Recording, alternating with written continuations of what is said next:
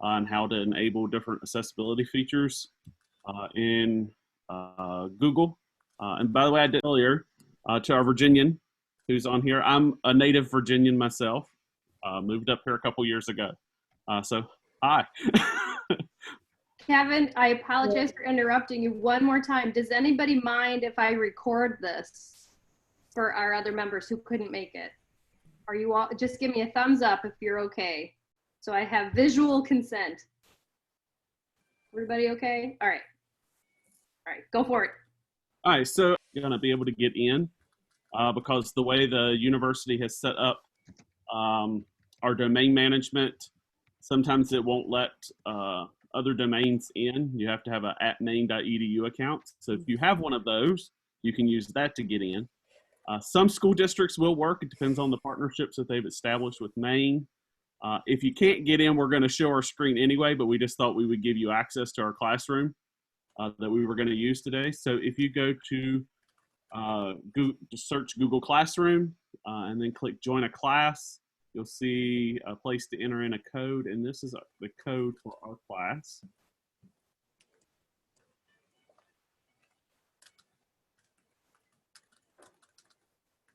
I'll give you a second to catch up with us. Can you read it out loud? I can read it out loud. The code is H as in Hector, E as in elephant, 5, U as in umbrella, 6, Y as in U, U as in umbrella. Thank you, Kevin. You're welcome. I've also shared this slideshow to the chat, so you can also copy and paste the link from the chat session to the slideshow, and that should be accessible to everyone. Hey, Kevin, are we clicking are we joining the class as a teacher or a student? As a student, please. Good question. All the fun setup things.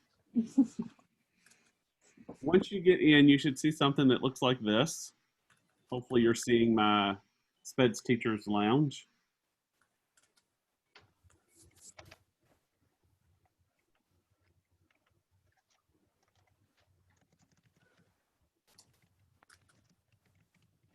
All right, I'm gonna start talking. If you need me to stop while you're still trying to get in, just yell at me to pause, and I will pause and we'll wait. But here's our main screen. Google always starts in the what it calls the stream, which is essentially the posting board. You can kind of think of it like a Facebook for the classroom in terms of that's about how it runs with postings. If you click on there, you can actually choose to post. You can add links and files. You can add YouTube videos. Students are able to do this depending on your settings, which we'll talk about here in just a second. But I thought I'd at least welcome you to the home screen. If you click on the wheel in the upper right-hand corner, that takes you to the settings. Google's enabled a bunch of new features this year, which has been really nice. Obviously, the top piece, you can write in all of your classroom details that you need to write in that matches your class. But here's the thing that you might want to think about. So looking and working with your students, it depends on if you want the stream to really function as a hub for everyone to communicate with each other or not. So you need to think about the students you're working with, but you can choose how that's managed so that students can post and comment, students can only comment, or only teachers can post or comment. So depending on how you want to use the stream, really depends on those settings. Sometimes it's nice for classwork where kids are working on projects that they can just drop things in the stream without it having to go to a graded assignment, so to speak, that lives in your gradebook. But that's totally your decision, and that's where you would make one of those choices. You can also choose how the stream looks if you show attachments and details, hide notifications altogether, and if you show deleted items or not. Google just recently added this due to the COVID-19 pandemic, and Google Classroom is now building in Google Meet. So you can actually build in your Meet link right here. And so I can click on Generate a Meet link. It'll automatically pop that into my classroom, automatically makes it visible to students.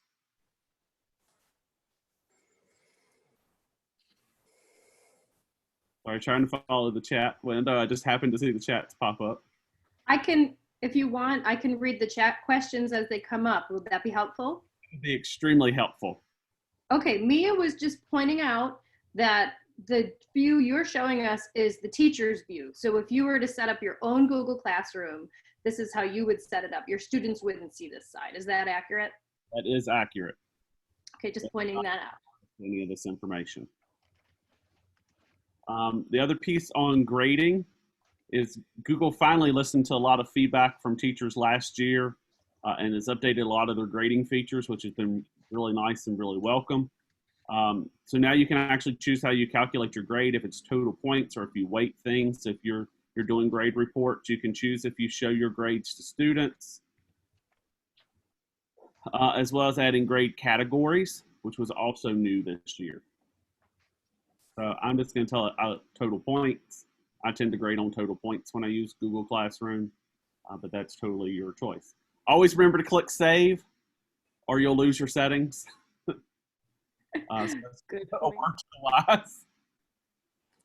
wise. So we're back to our main home screen again. You'll see here at the top now it says Meet Link, and that would take you directly to our Classrooms meeting site, which is also helpful for students that they don't have to track down yet another link that lives somewhere or try to find it in the stream. It always will live here at the top with a nice, quick, easy access and work directly with the Google platform, which is also nice. And I know some of this is probably review for others, but just making sure everybody's kind of aware how everything's set up in Google. Google treats everything by essentially what we can think of as a module or a topic area. So you can set up topics and files underneath those topic areas. So you can see we've created some things here already for the class to look at. As well as you can see in my teacher's view that I can leave some things live in a draft. So students will never see that file, only I'll see that file, and I'm sure you don't see that file living on your side right now, which is really nice. You can see again, Google's really smart. They put the Meet link again so that students can find it. They've been wise in trying to put it in strategic locations, because we know we're going to get the question, right? I can't find the link. So they've tried to put it in really strategic locations. The other nice thing is you'll see that there's a Google Calendar and a Google Class Drive folder. Class Drive folders where I can share files and build files just for this class, and that's where they'll live in my drive, and I can find them easily. Google Calendar will take me to the Google Calendar for the class. And you're going to see a whole lot of other things on my calendar, so I'm actually not going to share that with you.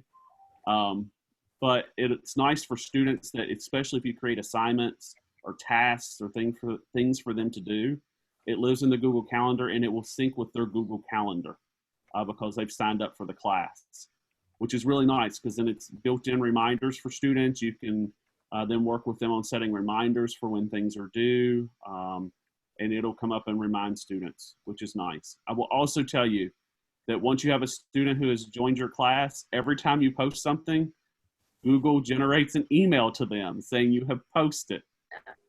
So be strategic when you're posting things because students will be notified right away. I didn't realize that when I first started using Google Classroom, just with some of my college level classes, wanting to teach students how to use Google Classroom to be teachers. And I was posting stuff and I was up late. It was just one of those sleepless nights, and I posted a bunch of stuff, and students told me in the next class, they're like, "You were up at 11:30 posting to our classroom. What is wrong with you?" Is there any way to turn that off, Kevin? Not that I know of directly. It's a user choice. Okay. So on the student side, you can't ignore them. Oh, You can go in as a student and turn it off, because I know that as a teacher linked to a Google Classroom, I get the same like messages, and you can go in and choose whether you wanted to let you know or not through, at least as a teacher linked to another teacher's classroom. Right, you're right. And Tara just said in the chat that you can also mute certain students who don't use the post and comment appropriately. And you can schedule assignments to not post until a certain time, she said. So if you go to create an assignment, see my assignment window. I've got to, sorry, with all the Zoom screens around, I've got to adjust things around so I can see my screen. I understand. Zoom's wonderful, but it adds a whole bunch of additional pop-ups that you're like, wait, I need to see certain parts. In assignments, you can create anything you like. You can create and add attachments. You can actually create a file right within this, and you can see there's forms.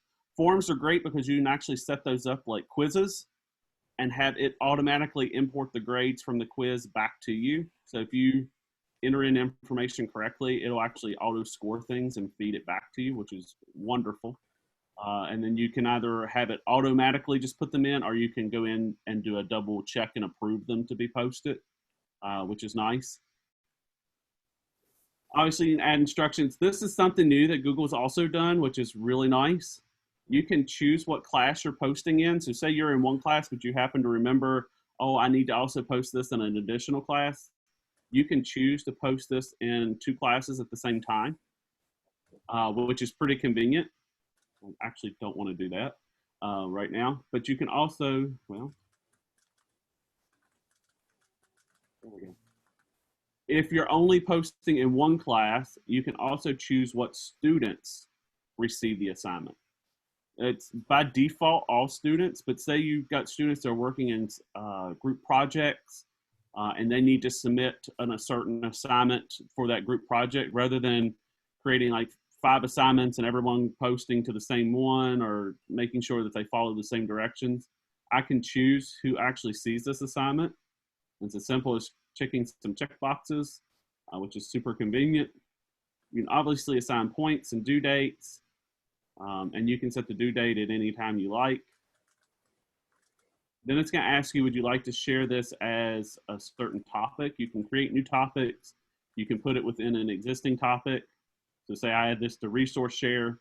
Google's also allowing you to add rubrics now, and also run originality reports. It won't let you do it on a bunch of them, but it will let you target certain originality reports. So that's a give or a take. You can also schedule. You can see I haven't posted a title in here, so it doesn't like me right now. So I'm just going to call it test.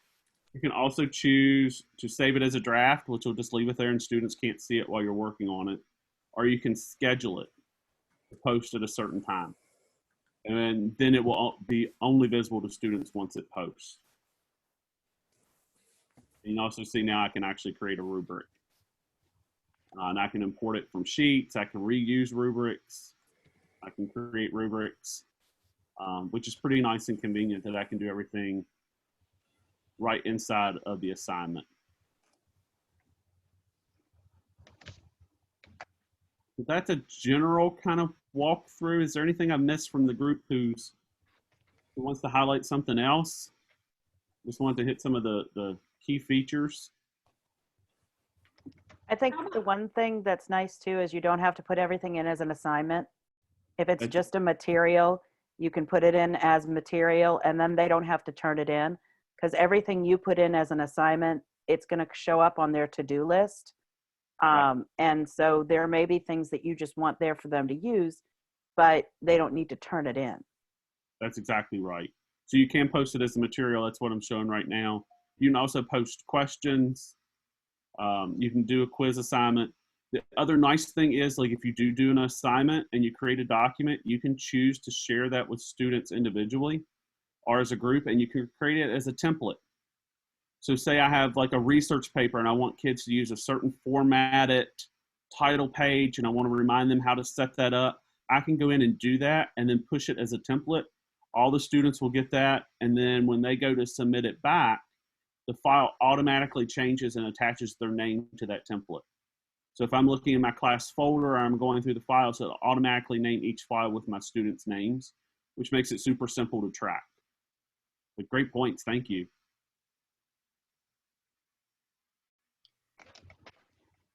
You also have access to a lovely Gradebook now. This used to not exist in Google, so if you've used it in the past, Google has listened and added a Gradebook. It used to be you could still get your grades, but it was a really convoluted way to go in and get grades. You had to find your assignment, and then you had to download a Sheets, document and it wasn't a live document. Now it is live, and you can choose to share your gradebook with students so that they can see their individual grades as well in this kind of a format, which is also nice. And you can pick in your settings feature how the grades display if you want certain things to show and not show. And obviously all the students won't see everybody, they'll only see themselves. The other nice feature is people. So if you want to send an email or send a reminder, you can send things out. I can send an email. I can remove students. I can mute students. If I have a student that's on an extended leave because say they're out sick, I can do certain things and choose to mute certain students or remove them from the class if for some reason they move or something happens. You can also choose to add other teachers to your classroom. You can also invite your students by email directly. So if them going through and doing the add and putting in the code and all, it's a complicated process for your particular students, you can set it up that it auto sends an invite to their email, and then they just click on a link and it's in their Google Classroom, and they don't have to try to do all those pieces. Kevin, can I interrupt you for just a second? Okay. I was just going to say, if you have students who are not able to physically use the computer, you could always invite their parents, couldn't you? And then their parents you could share materials for their parents to access? Yeah, you could. Okay. Your choice. The only catch is if your school district has domain restrictions. Oh, gotcha. That's going to be the only issue, because then parents would have to use the student account to get in. And creates other issues that you have to make sure your school district policy is okay with that. Generally, are minor, so it's not as big of an issue, but you have to think about the age of accountability piece. So if you're working with older students who are still in school past the age of 18, essentially, for the school districts, then you'll have to think through that piece as a whole different thing due to rights transferring. Right. I was just thinking for supports of executive functioning and accessing materials, like Allison has life skill students who are quite young, some of them. So that could be an option. It totally could be an option. But if they go in as the student, they can see all those people in the class. They can. So they will see all the names. Which is a FERPA issue, right? So that's why you need to make sure of your school district policies, and also remember that FERPA comes into play. And to add to Kevin, I worked with a school that had issues with parents doing their kids' homework in Google Classroom when they had access. Yeah, but I'm thinking of, I'm sorry, I'm going rogue. Sorry, Kevin. But I'm just trying to brainstorm some ways to help these kids with the most severe disabilities who are stuck at home. You know, and as Allison said, it is hard to do life skills remotely. So you could share some materials, but I'm just trying to figure out if Google Classroom is a good format for that, or if email would be better. Probably what you'd want to do, if you wanted them to use the Google Classroom, is set up a separate account just for that particular student. And then realizing that when you're in classwork, remember earlier when we said you create material, I can choose what classes it gets shared with, and then just yeah. So then that way I never have to worry about them seeing any other student in the classroom, and it locks it down to one particular student. Kevin, I don't know if it was Google Classroom or what. This goes back to what Sarah said. One of my former students from Kentucky has been sharing online what she's been doing with her students that are in a high school functional skills classroom. And she's actually, somehow she has inserted images. She might've used a Google Doc where it says like number 1 and then has just a single link, so there's no other text, then like a number 2 and then whatever the next task is. So it's really streamlined what information the kids are getting. And I'm assuming the parents are getting other information. I know she's also made videos, but she's basically has like a single page with like green, it's like a green 1 telling them to start there, then they go down basically through a list of things to do. I've never seen anybody set Google Classroom up that way. I'm not sure. I'll say, I don't know. I know she uses Google Classroom, but it looks like a Google Doc, so it could have been something she linked through Google Classroom, but I thought it was really clever how she set that up. So it's basically just all pictures. Yeah, you could do that, and you could set it up through a Google Doc and then link back and forth. That's what it looked like just from what she was sharing, but yeah, she's really techie. So I thought that was such a good idea, and it's nothing that is fancy. It's just literally a picture of a green number 1 and then a link to whatever the kids are doing. Right. So I imagine that's what she did, is she created a Google Doc and hyperlinked back and forth, which is So what you're saying is if you wanted to share specifically with the kids' parents, you could create a classroom and name it like Johnny's mom. right. You know, and then as you're sharing it with the different classrooms, you would just click Johnny's mom for whatever you want to share with her, hypothetically. Well, we have some that are all named the same, but the kids in that class are different classes. So like it may say morning meeting group, but in the purple morning meeting group, it's this kid. In the green morning meeting group, it's this other kid. So they all say morning meeting group. So if you're sending out the directions, the parents will group. But again, that classroom is only for that one kid or Right. And that's a good point. You brought up color coding. And thank you. That was a great point because I hadn't thought about that. I love color coding. I even color code for my graduate students. I love it. You can change your background images. You can do it based on subject, arts, sports. You can pick some other. It's kind of limited in what you can pick in terms of themes, but you can choose to upload your own photos. And so that way you can help organize everything that you know what's going on there. The only thing is you have to, again, remember confidentiality. And if you're thinking about doing kids' pictures or anything like that, you have to think about, do they have permission for those kind of postings and that kind of issue, because Google's fairly secure, but it's not a 100% platform.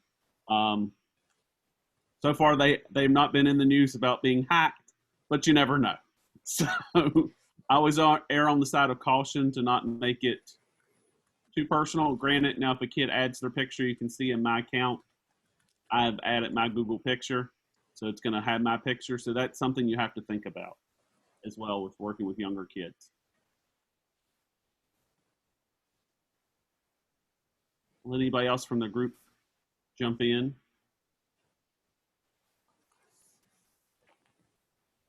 Any other thoughts, questions?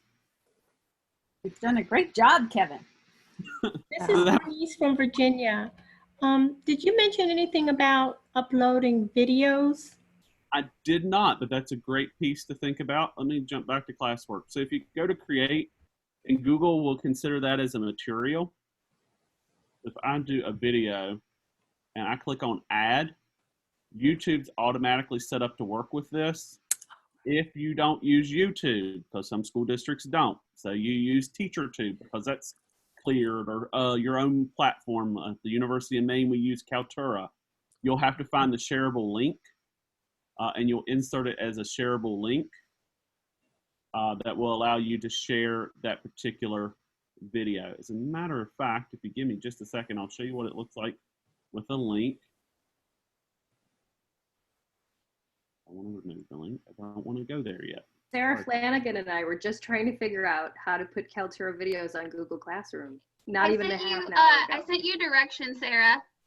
Thanks. But my I copy and paste didn't work, so it looks funky. And Kevin, I can make the directions look pretty and share them with you as well. That would be great, and we'll share it out to the slideshow. So in this case, I'll add my Kaltura. That'd be awesome. It'll interpret it as a link at first, and you'll see it's processing. Google's trying to interpret what kind of video this is. And once it does, it'll show it as a video file. And it's going to import the name of whatever that service has named it.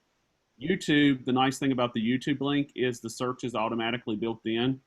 So I could say, sorry, I used to teach elementary students a lot.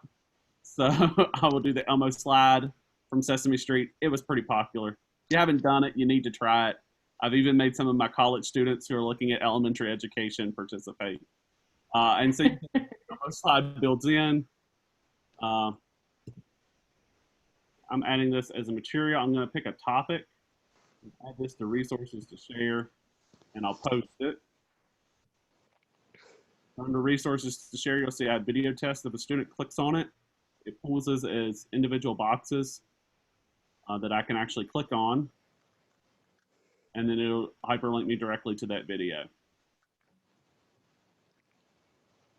And if you didn't know, when you're doing YouTube, if you don't want the whole video to show, if you look through YouTube directly, this is just a side note. If I take you to YouTube directly, on my slide.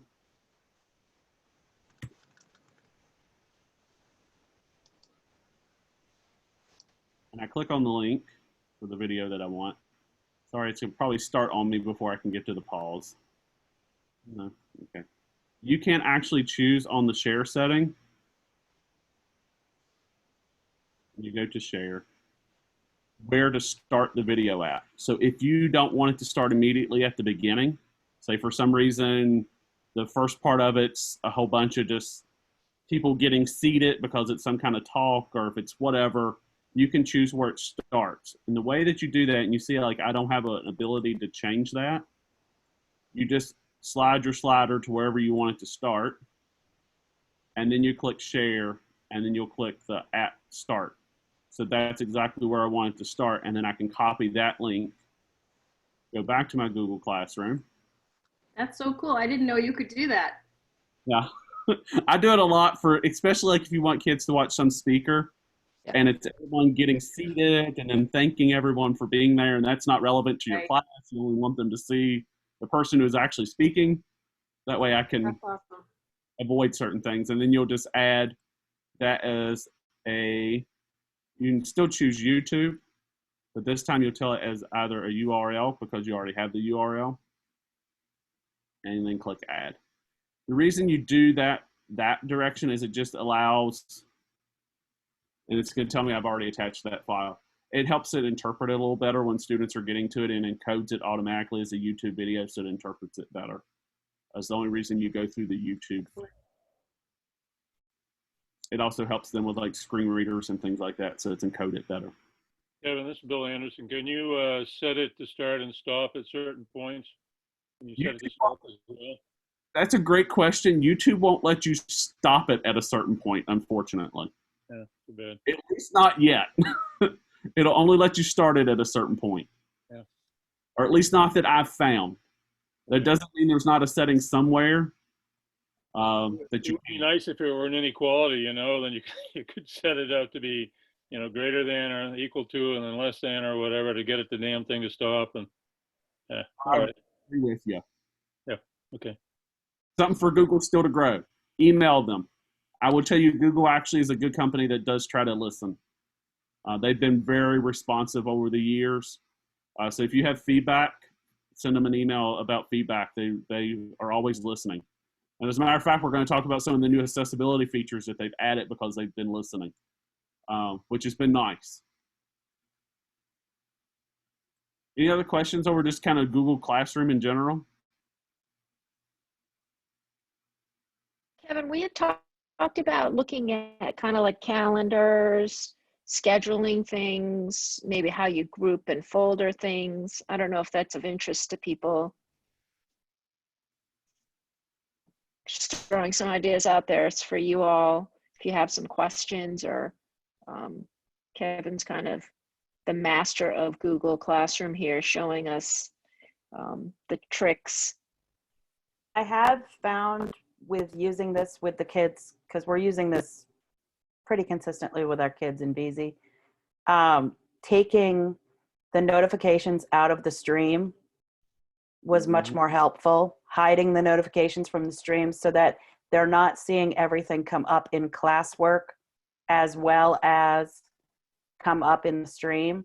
So then the stream is more that bulletin board where you might put today's agenda or share a picture of your dog or, you know, what'd you do over the weekend. but then the classwork is where I find my Zoom links and where I find, because we have kids, like if I use our 4th grade, we have 5 different Google Meets that those kids may be going to throughout the week. So they have all of that just in one place, and it says our meeting places, and they're all, so the topics are so helpful. Before Agreed. we used them, it was really confusing. Yeah, I find the same thing. You can search and you can keep it real streamlined and clean. I agree, Tara. That I is love the organization.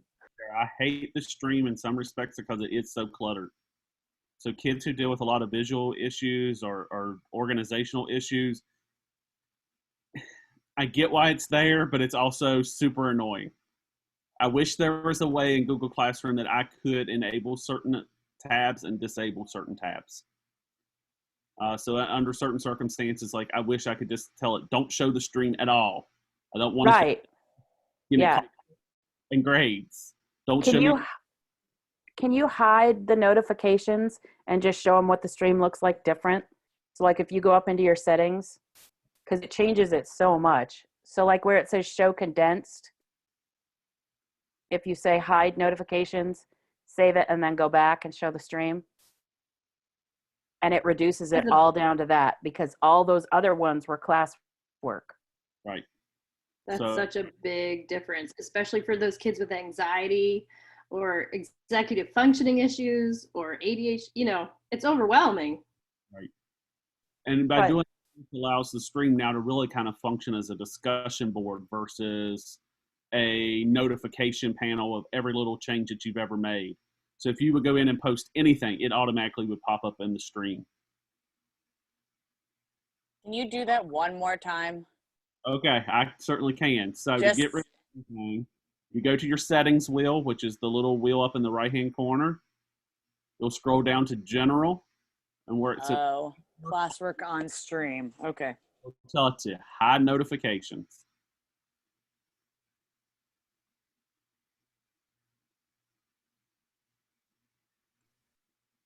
Does anybody have any questions for Kevin at this point right here?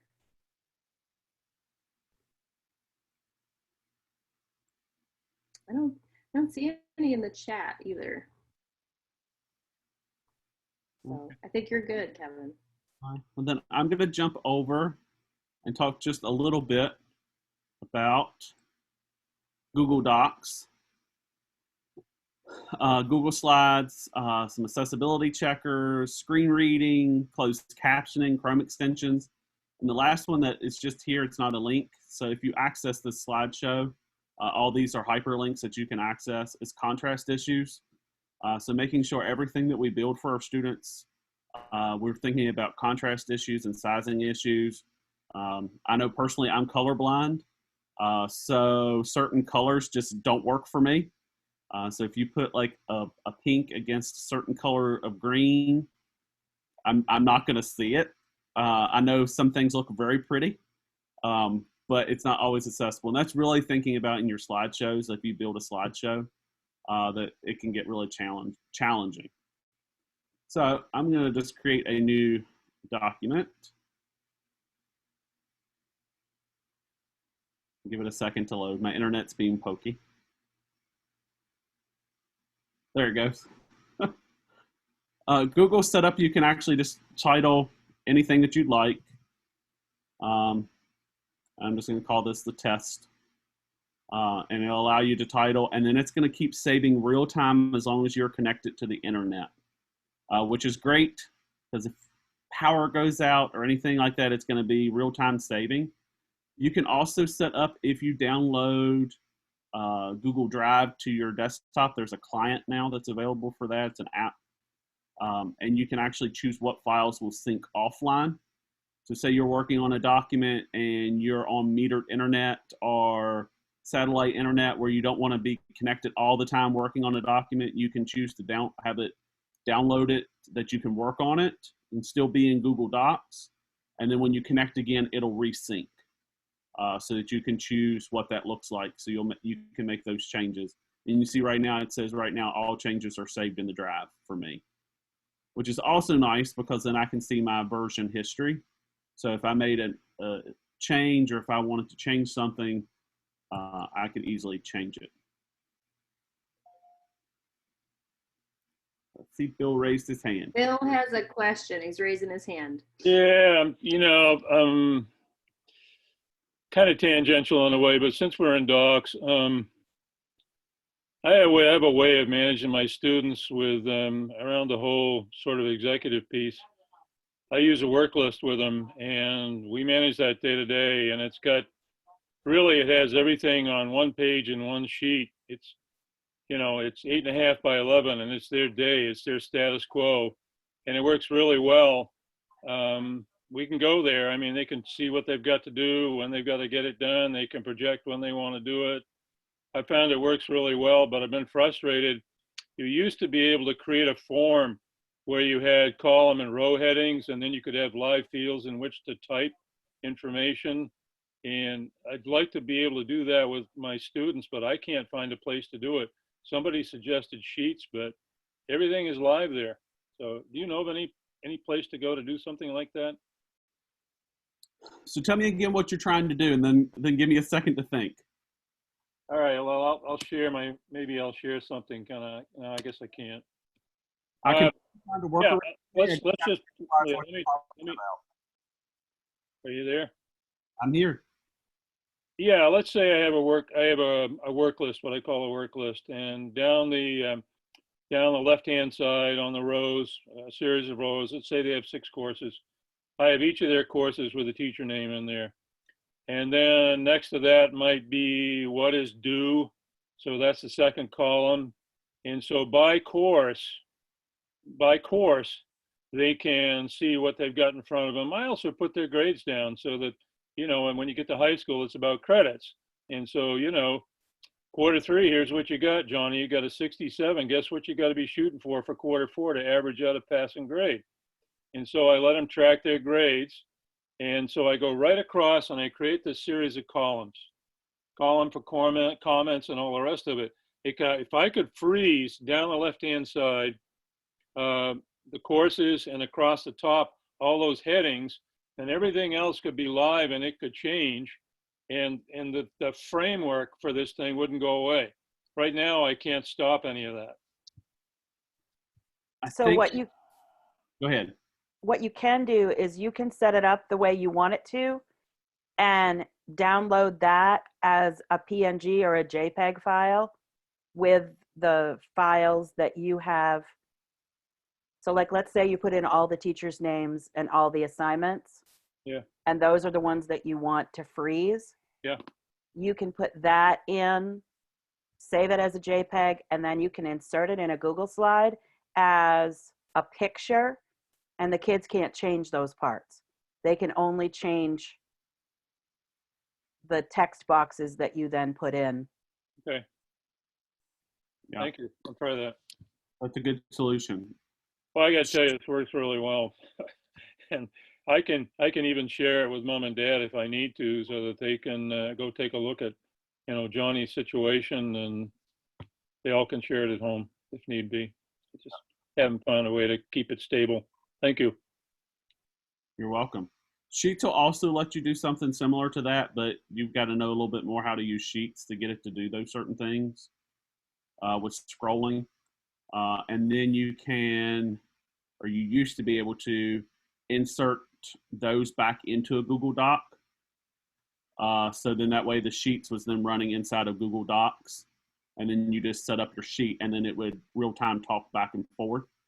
So that would also be another way to keep students maybe from entering in data or messing with the data there, because then it could live in the Google Docs versus the Google Sheets. Kevin, can't you freeze rows and columns in Sheets? And why don't you just, instead of making a table in Documents, just do this whole thing in Sheets? It's a lot easier. You can do a lot more calculations, and then you can have tabs as well. And some people can see certain tabs, not, and you can actually freeze columns and rows so they're not moving. They'll stay still and everything else moves across it. Then I think you can freeze it, lock it so that they can't change. Is there a tutorial on that? And what you're trying to do, just move over to Sheets and do it. There are all kinds of tools there to do exactly what you want. Well, I have the master for this, the whole layout for it. I have in Sheets already. So Yeah, there's a way that you can go in and program it to do those things. there's Perfect. a tutorial on that. I'm trying to get over to my Sheets. Yeah. Give me a second. My internet's being slow with carrying a video. By the way, we're all plugged into Schoology at Camden Hills. We've been using that for 5 or 6 years now. It's pretty powerful as well. They committed to that quite a long time ago. Yeah, The Midcoast School of Technology, some teachers down there, some of the academic teachers are utilizing Google Classroom. The U.S. history teacher down there, for sure, I know he's doing that, and it's working pretty well. yeah, Bill. My own children used Schoology in northwestern Pennsylvania before we moved here to Maine, and they loved it. And I think you can link Google Classroom and Google Docs within Schoology, correct? Yes. Yeah, they play really well together. I like they it. do. Yep. And I think you can get, if your district does not have an account, if you wanted to play with it as an instructor, you can get a free account from what because I remember I tried it with my university students when I was working in Pennsylvania and just had them play around with them. We created like a blank Schoology classroom for them to be able to play with as a sandbox, so they would know if they wanted to interview in those districts that used it, how to do it. Okay, sorry. Go ahead. But Bill, if I understand, correct me if I'm wrong, this is something like what you've created. Yeah, exactly. Yeah, so you can actually choose, if my computer will want to work, you can see that the top 3 boxes are locked. Yeah. And then only scrolling the bottom half. How did you lock them? So I actually this was an existing template. Correct me if I'm wrong, everyone. It's been a while since I've locked certain rows. I think it's in view. Yeah, I think so too. Well, that would make sense. Yeah. Freeze. Freeze. Yep. And you can see I choose no rows, 1 row, 2 rows, up to current row 18, because that's what's highlighted right now on my screen. I can then choose columns, from no columns to all the way to column D, because that's what's selected. So if I don't want this column to change, if I don't want certain columns to change, I can choose that. Oh, cool. Awesome. Thank you. Welcome. Great question. That's what we're here for. Mm-hmm. Yeah. Does anybody else have anything specific they want to know about? Yeah, that's Marnie, Cheryl, Jacqueline, Bernice, any burning questions? No? I will say I now know why my son has been marked late a couple times in his Google Classroom. Oh. It should have been a material, not an assignment. I Yep. just learned. We're all just learning.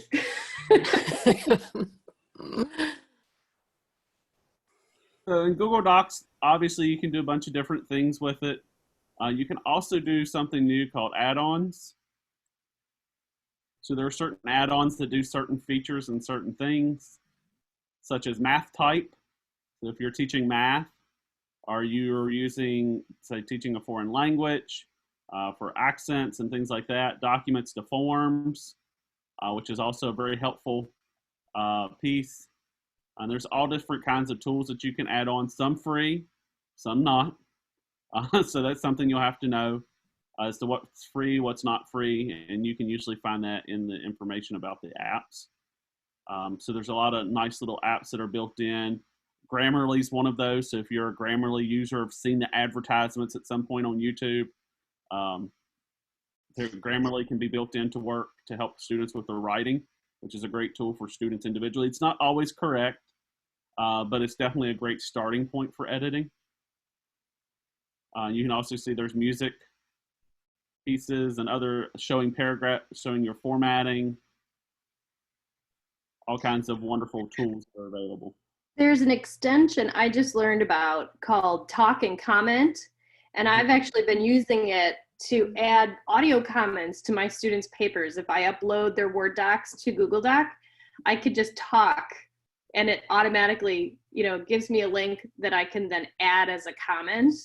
And it makes it so much more fun to grade because, and it also, I just tried it yesterday for the first time and I got an email from a student that said that they had heard about that before, but actually listening to my comments made her think about doing it for her students.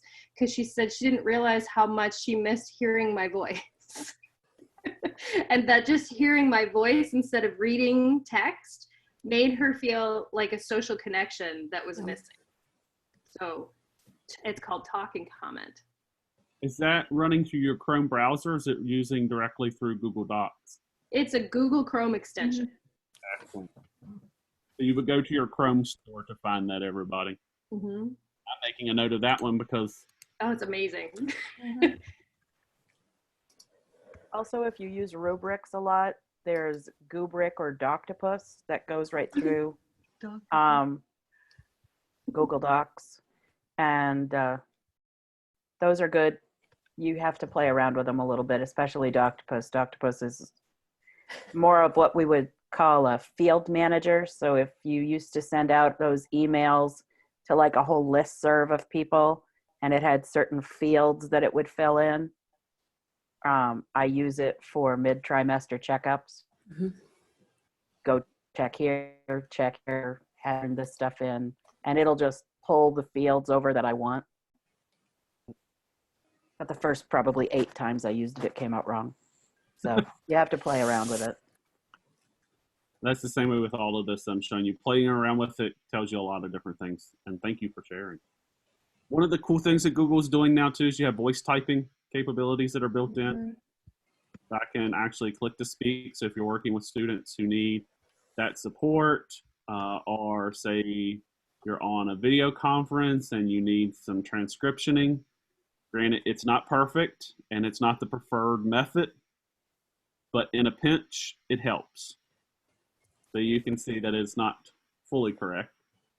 Hey, Kevin, I'll add on that it does get better as students use it. I know a lot of my students that are teachers have used it with their students, and they've said that as their students have used it, it does get better. But of course, you don't lose the problem of trying to have the extension pick you up in a noisy classroom. Right. You're exactly right. It does get better.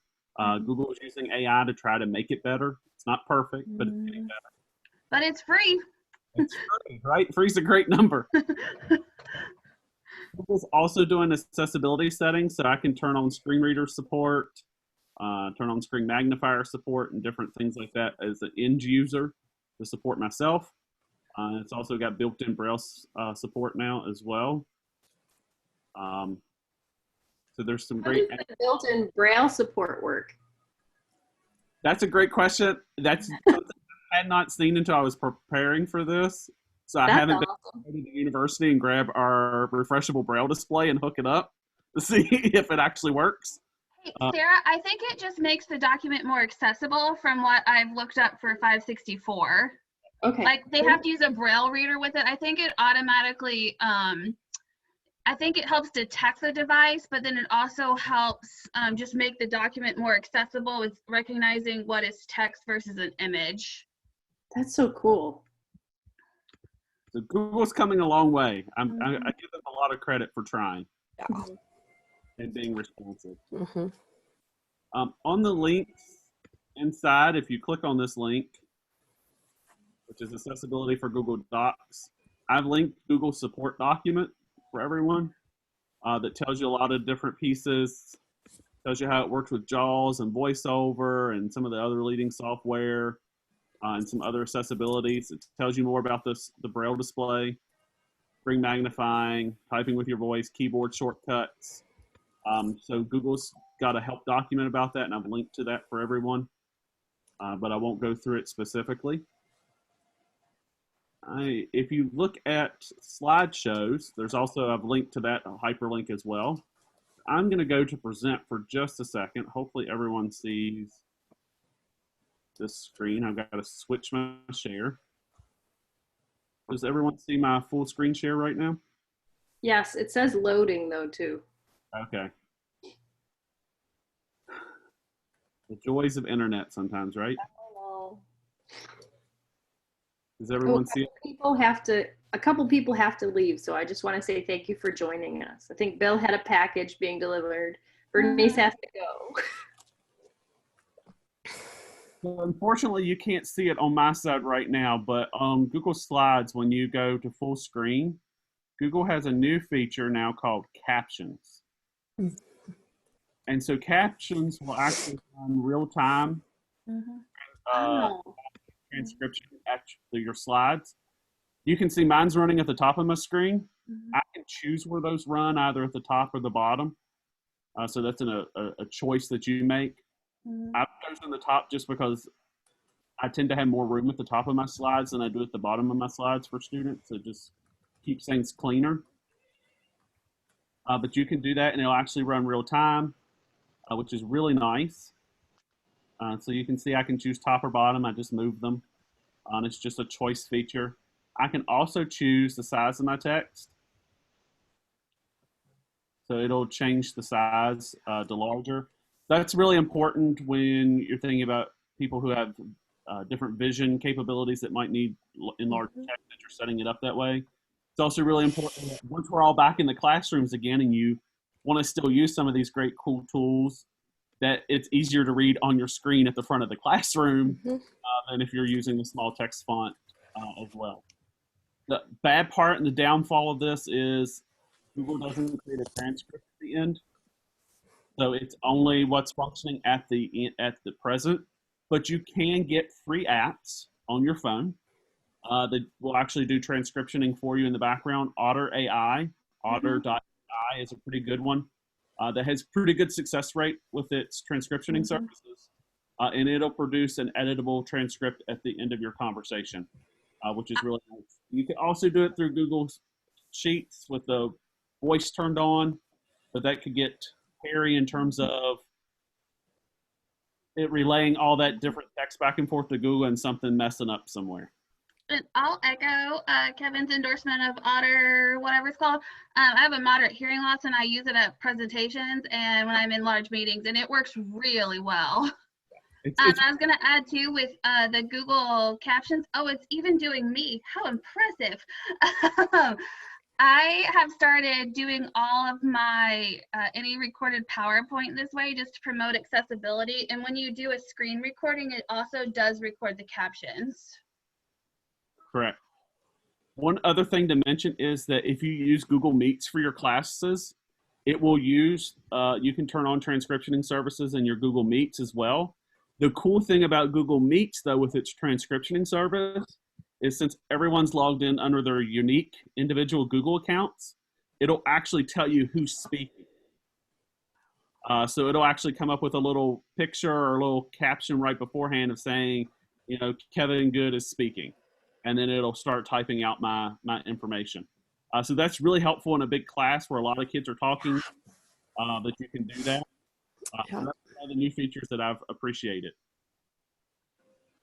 It also translates to different languages. So we have a student who speaks Japanese rather than English, and because her laptop is in Japanese, it will do the captions in Japanese for her rather than, and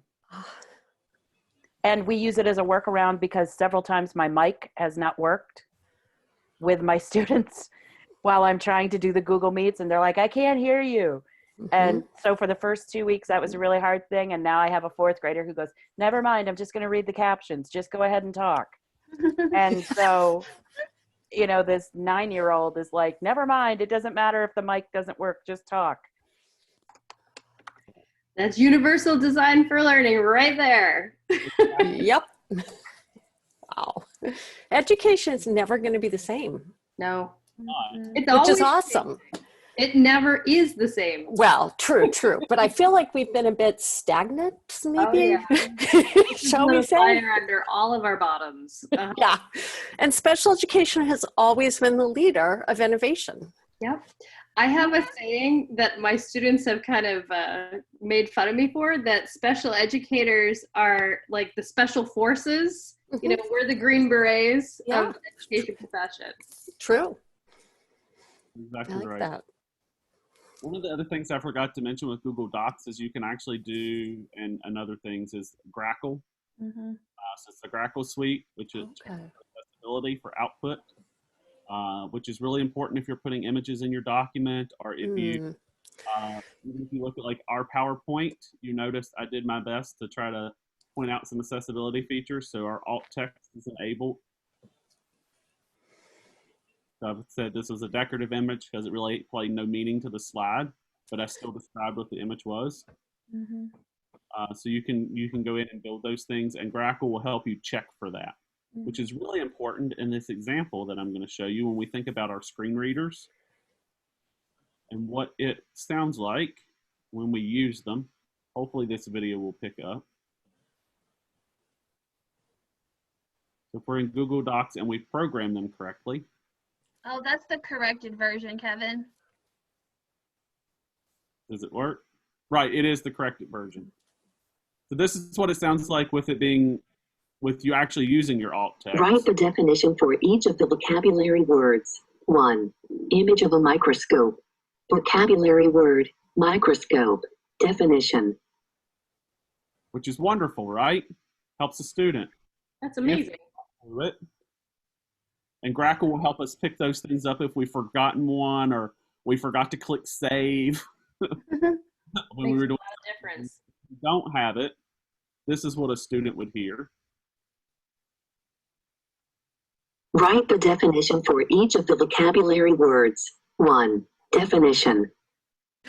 That you don't know what the vocabulary word is. I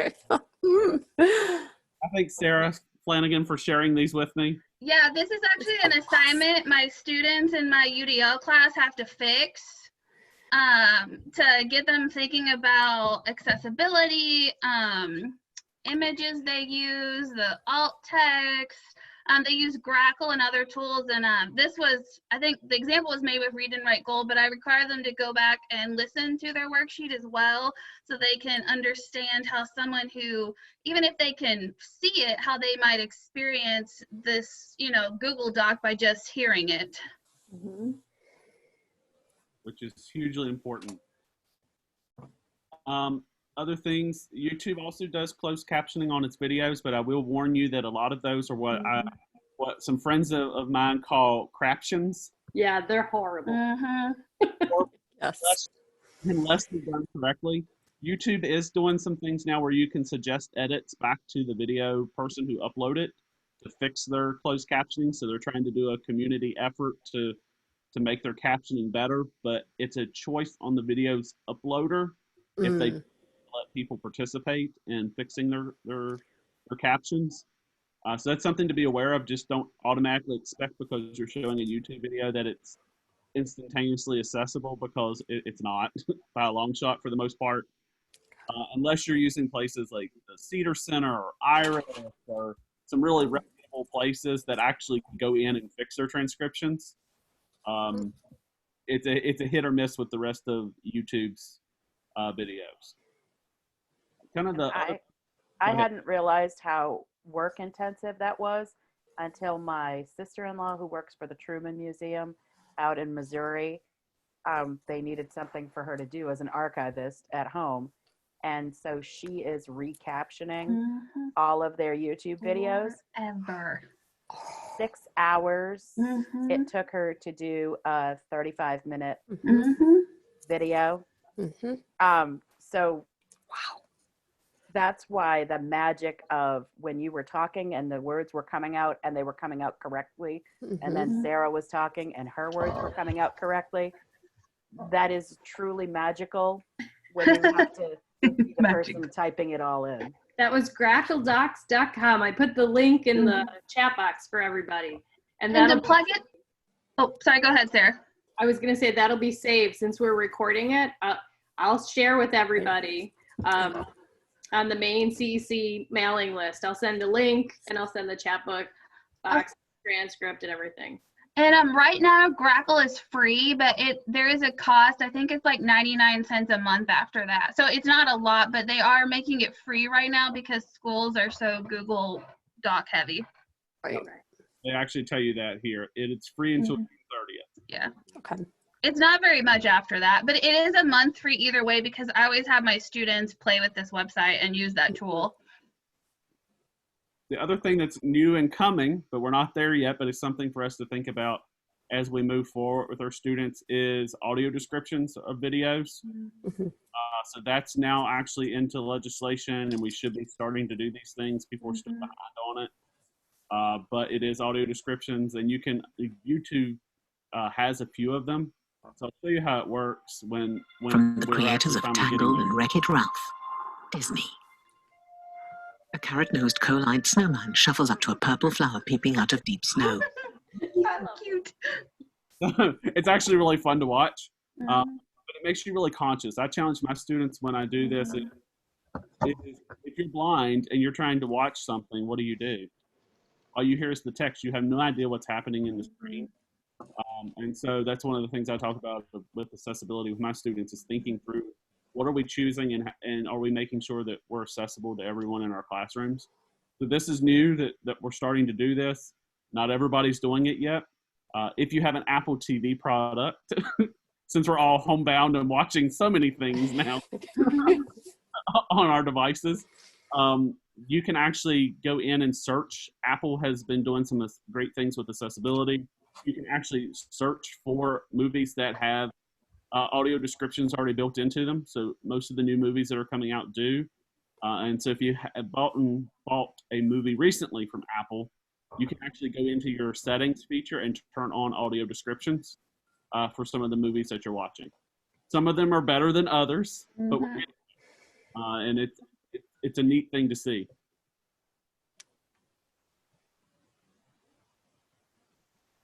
At this point, it's just kind of any questions that's still lingering. I've kind of tried to put highlights of things that I've found helpful.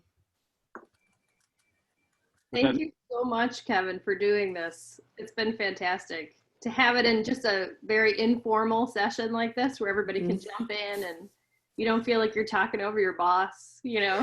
I appreciate the people who helped me put this together. So, and if you look at the slideshow, we also have other resources that are available too.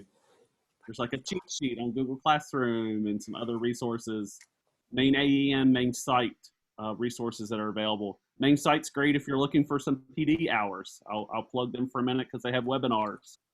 So if your district's saying, well, you need some PD time during all of this, you can go in there and watch some webinars. They don't offer CEU units. So if your district wants extreme proof kind of situations, that's a different story, but they do do webinars. I think if you do it the live, I think they'll send a certificate of attendance or something like that if memory serves me right, but I can't swear to it, so don't hold me to that. Email them to find out. Also, I want to do a shameless plug here for the ISET subdivision for the Council for Exceptional Children. It used to be TAM. Now it's Innovation and Special Ed Technology. They've got some great little videos coming out called The Least You Need to Know About ... And they just did, Chris Emmerling, one of our members, just did The Least You Need to Know About Google Classroom. And it wasn't anywhere as thorough as Kevin and Mia's presentation. You know, Karen Robbie also helped, I think, with this one. But there's more coming up. We have one coming up on academic instruction for students with severe disabilities is our next one. Like the least you need to know about how to do it in a remote learning situation. So they've also got loads of evidence-based research practices on their website, and they've got a Facebook page too. So check them out. And I'll also point out our CEC website, Maine CEC. It's got COVID-19 teaching resources. Rachel for finding all these lovely links, but it's a great place that you can just kind of go and find links if you're curious from some things that we're vetting right now to try to create resources for us here in the state. Yep, those are excellent resources, and thank you for putting them on our website. Can you share the link for the website too? I know it's not the easiest to remember. It's not like maincec.com or anything. Simple in just a second. Okay. I'm actually going to pause sharing my screen right now while I. Okay, that's fine.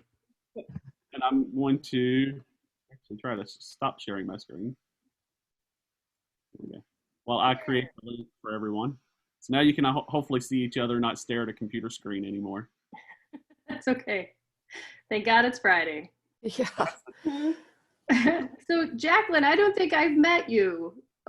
I'm an assistant professor at the University of Maine, but I was a special ed teacher for many, many years. I first started in 1996, so it goes back quite some time.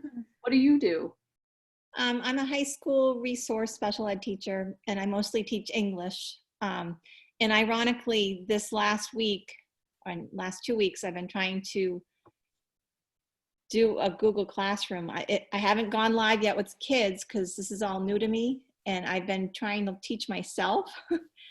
I wish I had this presentation before, but I've learned a lot from this, so I appreciate you sharing all these tips, and I'm going to go back and try to make it better. Excellent. And I just shared the link for CEC. I made it as a link, so it's easier to remember. Excellent. Well, I'm going to go ahead and stop recording. And I just want to ask you to invite any of your colleagues that might want to join us next week. Can't remember what our topic is next week. Got it written down somewhere. Oh, PBIS from home. Next week, I think Karen's presenting and leading a discussion on how you can manage your class from afar. Because I'm sure, as you all know, it comes with unique challenges that, setting new classroom rules and expectations and all of that.